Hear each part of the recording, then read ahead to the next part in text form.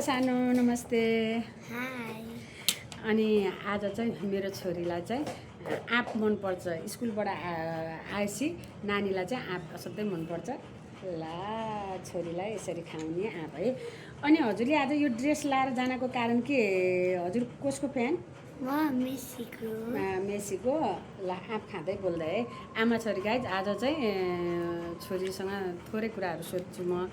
अनि मेसी किन मन पर्यो हजुरलाई? किनकि त्यो फिफा वर्ल्ड कपमा राम्रो खेल्छ त्यसैले। अनि उसो भने हजुर कुन स्कुल पढ्नुहुन्छ?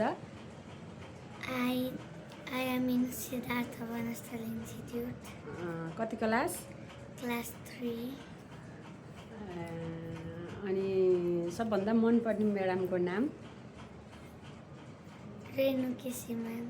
हजुरको कुन विषय मनपर्छ पढ्नलाई सबभन्दा? मलाई सेरोफेरो। सेरोफेरो?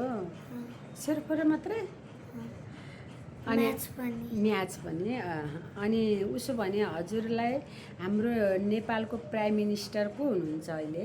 बालन सरकार।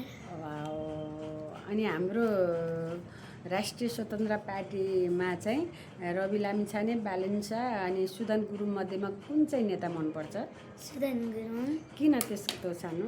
किनकि तिनीहरूले बालबालिका महिलाहरूलाई राम्रो बोल्नुहुन्छ त्यसैले। ए बालबालिका महिलाहरूको लागि बोल्नुहुन्छ सुदन गुरुङ सरले। हाम्रो अहिले गृहमन्त्री हुनुहुन्छ उहाँ चाहिँ। र हजुरलाई आँप कतिको मनपर्छ त? मलाई धेरै मनपर्छ। धेरै मनपर्छ। अनि मम्मीको माया कति लाग्छ? इन्फिनिटी। आँप जस्तो गुलियो कि करेला जस्तो तितो? आँप जस्तो गुलियो। गाइज मेरो छोरीले भन्दै छिन् आँप जस्तो गुलियो मम्मीको माया लाग्छ अरे।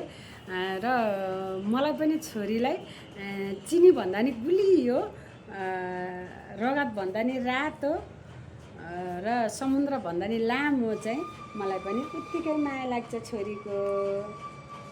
भाइ है आमा छोरीको गन्थन बन्थन। अनि छोरीले चाहिँ आज यो ड्रेस लगाएर जाने भनेर जिद्दी गर्नुभयो। म चाहिँ छोरीलाई सकेसम्म चाहिँ तपाईँ नै भन्नु मन लाग्छ। किनभनेपछि मैले सानैबाट त्यो त भन्ने शब्द ल्याउँदा छोरीले चाहिँ यो भन्न मिल्दैन हजुरले भनेर भन्नुभयो। अनि त्यो कारणले चाहिँ मैले छोरीलाई तपाईँ नै भन्छु। मैले भन्छु कि नै सानो हजुरलाई? सधैँ भन्छु होइन। जे हामीले संस्कार सिकायौँ त्यही नै बस्छ बच्चाहरूलाई।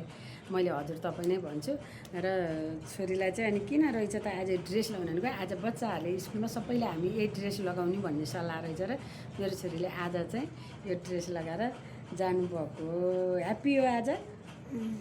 ल हजुरहरूले चाहिँ हजुरले यहाँ हाम्रो दर्शकहरूलाई, मेरो टिकटकको साथी, फेसबुकको साथीहरूलाई चाहिँ के भन्न चाहनुहुन्छ त? ल भनिदिनुहोस् त हजुरले। तपाईँ मेरो मम्मीको आइडीलाई फलो, कमेन्ट र सेयर पनि गरिदिनु होला। आमा छोरीको टिकटकलाई फलो अनि सेयर, लाइक कमेन्ट गरिदिनु होला। र हामी पनि हजुरहरूलाई लाइक कमेन्ट सेयर फलो गर्नेछौँ। र गाइज है अहिले अब फेसबुकले पनि मोनिटाइज भनेर भनिराखेको छ है। मलाई गर्नुभयो भने मैले नै हजुरहरूलाई गर्ने हो। हामी अब यसो घरमा बसेर आफूले बोलेर होइन, अनि यसरी आँप खाएको पनि भिडियो हाल्दा पनि आउँदो रहेछ भन्ने कुरो। अब बोले जे चिज पनि हुन्छ होइन। बोले पिठो नि बिग्छ, नबोल्नेको चामल पनि बिग्दैन गाइज। त्यो कारणले चाहिँ मेरो छोरीलाई चाहिँ थाहा छ यो कुरा।